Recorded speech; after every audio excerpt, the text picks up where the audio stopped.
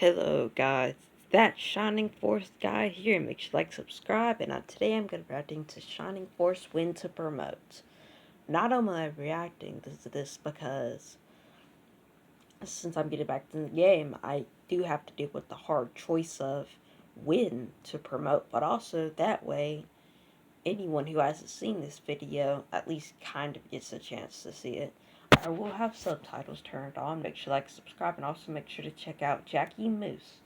But I'm just gonna get straight into I it. grew up on, and unlike most games from my childhood where I find next to no enjoyment in them, like Pokemon, Sonic, Mario, and RuneScape, Shining Force is one that I will return to and consistently play, have a good time, no matter how Yeah, many times I I play. can pretty Learning the much agree combat with order, that optimizing personally. strategy, and abusing coding That's why I issues to make named my myself that advantage, like Shining the Force power ring, guy. stat checks, or intentionally handicapping myself in the permadeath challenge, there is a level of inconsistency between each playthrough I that might do still that. enables speedrunners to still break old records. There are objectively good characters in the game, like Tao, Pele, Domingo, but the experience point spreads seem to change each game, making some characters more reliable on some playthroughs and then falling Yep. off in others, a major example being May's defense boosts when leveling up. Each new game is a mixed bag, where you have no idea which Yeah. characters will I'm become pretty sure massively the stat overpowered, which changes will be continues to make this different game feel fresh for every each time I level up. play, I don't because know. old strategies might no longer work, requiring people to think on their feet. A lot of people don't like RNG's effect on their game, so there's a method of getting I'm alright around with bad RNG stat rolls in personally. Shining Forth, but it comes at a massive price. Hours and hours of grinding, as it should. Every time I've played the game and grinding out character levels, the game becomes more and more the same. Each character slowly becomes the same as power levels the playing field, making up for characters' weaknesses, hiding the unique advantages of each, which is why I'm not a fan of overleveling in any game, since it takes away strategy. Yeah, However, because it players do makes want to optimize characters their too playthroughs, which is why overpowered. It promotion makes it levels too matter. easy. The later you promote a character, the bigger their level ups will be afterwards. However, that caps at level 20. Yeah. The drawback to grinding levels I'm gonna is put that in one of my unpromoted fact characters cannot videos. use powerful weapons, in addition to gaining less XP, which makes grinding out these extra levels incredibly time Like how he's consuming. always I have a using. save file where I leveled up every character to level 20, promoted, then got them to level 20 That's again. what Then I I have did in another my save first file ever where I promoted playthrough, all and the that's what characters I at level would 10, then got them to level suggest. 20. I did this in an attempt to show everybody how trivial the difference in power was between the characters that I spent approximately 60 hours grinding, having a minor edge over the characters that require no grinding. The moment you promote a character, their stats drop by nearly 30%, which has made some people question whether they should promote their characters at all. I have I yet would to say do a full yes. playthrough with unpromoted characters, but You I have a should feeling always the promote difference your in power characters. and in access to the strongest of magic and weapons will make it the most difficult playthrough yet, even more difficult than a permadeath playthrough, I imagine. After a character receives their promotion, they will gain massive amounts of XP from each kill, far more than they did beforehand, and gain massive stat Yep, boosts that way upon they those can level level up ups, whereas faster. unpromoted characters gain minuscule stat boosts, if any, each time. There is a strong incentive to get characters to level 10 and promote them immediately, however the game gets incredibly tough towards the end, and you may take advantage of delayed gratification, since after all, if you get your unpromoted The character to better the level 20 stats, the first better the before promotion, character. then they gain even larger stat growth than if you didn't wait that long. The question is holding off on promoting worth it? The best way to evaluate this would be to play through the game 11 times, promoting the whole cast at each level between 10 and 20, comparing the I statistics to guess. see if, for example, Sounds like level a lot of 15 work gives you the though. best That's growth why for I've time decided I'm invested. not I gonna do do a not have video on 1,000 it. hours to do that, however, so I'm just going on level 10 and level 20 promotions, the Yeah. furthest of each end, because I sincerely I doubt the think that would be difficulty the best is idea endless too. hours That's getting too takes characters too much past level time. 10. Like I said before, I spent around 60 hours in the playthrough, maxing out each character's stat. Then I spent less than 20 hours in the playthrough where I promoted them all at level 10. Before delving into stats, it's important to know exactly what the difference helps against and to understand if grinding is actually worth anything in the game. Chimeras and Blue I Dragons, would these two never monsters have some of the advise highest stats in the entire game, and in the final grinding. 5 battles of the game, they are in the first 3. If you play Only the the game 4th right, all has your 2 Blue characters will be Dragons, but the fine. final 2 battles of this game are the easiest and were absolutely no sweat in my permadeath challenge even. Battling the Chimeras and Blue Dragons, however, they have lots of health, defense, stupid high evasion, and deal massive amounts of damage. In addition to spell attacks, a single one of these is more frightening than any other boss in the game, other than General Elliot. Other monsters at this point in the game can pretty much be two-shot by any spellcaster or attacker. As the difficulty scaling in this game is really well made, the Chimeras and Blue Dragons are the only exceptions that can stall playthroughs. Other than these two beasts, there's really no reason to level grind, as all other I party like his members character outside the choices, kind healers of. will consistently be powerful enough to be useful on the team, regardless of the enemy. Now, before we get into the stats, there's 3 things you need to know first. The first of which is about the equipment. I have equipped all my characters, which will make their attack stats look preposterously low outside of Blue Adam and Xylo. The second thing is, I did the majority of level grinding during the Kane and Chaos boss battles, and because I still wanted to finish playing the game with fully maxed out characters, I played to the final chapters. Must be the most easiest playthrough. That are fully maxed out. They are upwards of level 30 in some cases. It's believable that the additional level boost could skew the results slightly, and yes, it will, but by an incredibly small margin, and let me explain why. After a promoted character reaches level 20, they can still level up and gain stats, but there is a very small chance that they will gain any new stats, and doesn't when they really change much, 9 I guess. times out of 10, only 1 additional point. So if you'd like to take it with a grain of salt, consider their total not a big enough boost, like 5 I guess. points lower or something. I will still be using the information I have, however, I did sync all the stat boosting items into max because I was curious what the most powerful max you could possibly get in-game is. I did do a max solo run where I got him to level 50, but that would be a topic for another video. Now, without any more delays, let's look at our characters all side by side.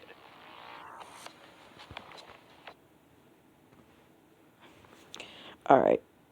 You see, the main reason is because you see the stat difference. In my opinion, stats matter a lot. That's why, personally, I tend to always wait till level 20. Unless it's like to the final chapter. You see, there may not be a super lot of difference in some of the characters, but in my opinion, it's always worth it. Alright, this is going a bit too fast, I'm not gonna lie. But you can still see the differences. 32. Having insurance isn't Oh, the same my as bad. having This State is an Farm. ad. It's like getting Bateman Bruh. when you need Batman. This is feel. Not the time for ads. See, in my opinion, anything above a 10 difference is big enough. Or no, anything above a 15 difference is big enough, in my opinion. Especially in the attack option department.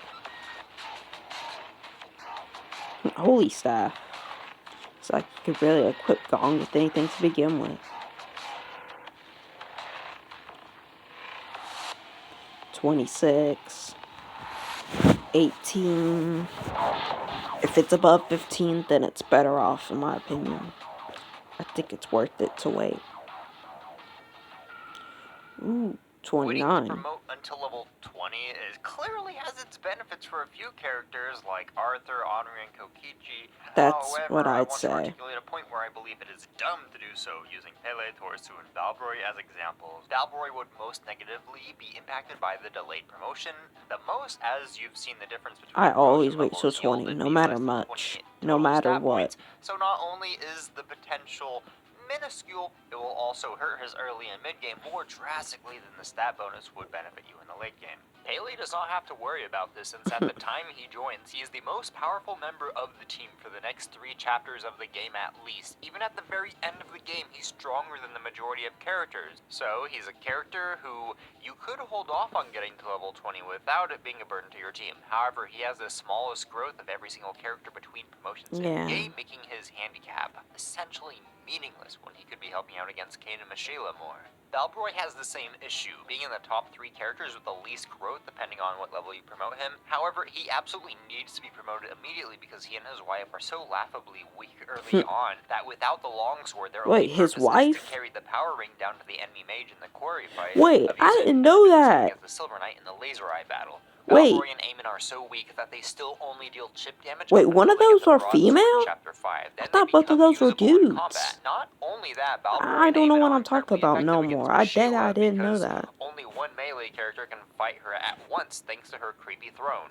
The bird warriors can just hover beside the witch and attack for extra damage each turn you otherwise wouldn't get. Holding off to promote them would make them unable to play this role and make the fight far more difficult. Not to mention, they'd forego the power spike in the Kane battle. You'd want Eamon and Valbroy both to be viable fighters by this point in the game, and waiting any amount of time would make them fall off more than they would gain and backloaded stats. You don't want to do that. You always want to make sure they gain more than 5. Gaining abysmal growth can be pointed to the fact that he's level 15 and 16 when you get him.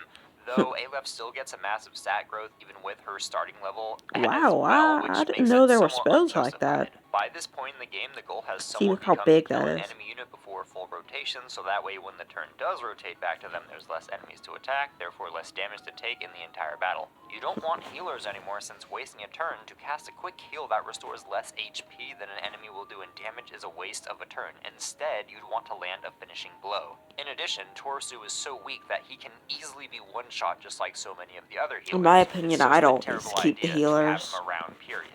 All healers in this game scale really terribly because they gain less experience points than fighters.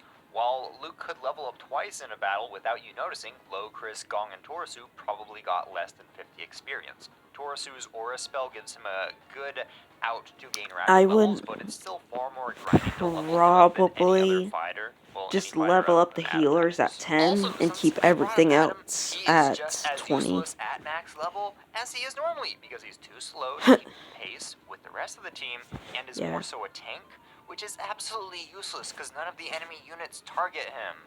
Anyways, I don't think anybody should be That's using interesting. Torasu or any of the healers whatsoever, except outside of the first 2 chapters of the game where heal level 1 actually makes a difference and everybody is the same level. As for Pele and Balbroy, I don't think it's a good idea to hold off on promoting Pele, and I think it will actively hurt you to hold off on promoting Balbroy. As far as the other characters, the stat difference is so trivial and doesn't help even I that couldn't much agree with against some of his important character enemies like the choices. Chimera and Blue Dragon. I have no There idea who that is, dude however, is. 3 characters who may benefit from delayed promotion. Those 3 are Arthur, Henri, and to a lesser extent, the other mages, and Kokichi. I Arthur mean, has often I been the guess example of weak initially, mages are not overpowered later, commonly and there known to wouldn't be be any issue powerful, with him so except that he's you might literally want to useless keep up that until the true final and 2 chapters of the game where all the grinding and babysitting finally do it at pays level off. And 20. even then, it does not pay off very much because a max out Arthur still doesn't carry as much as Tower of I Hammering. don't Our use 2 main Arthur mages, level personally, 4 spells but hey, are some absurdly people do. powerful. Their agility too high, and they're often untouchable I in and might of be too themselves, which is stupid why to Henri's understand power what he's spike loses saying, me. It though. could be My that I had brain her at level hurts,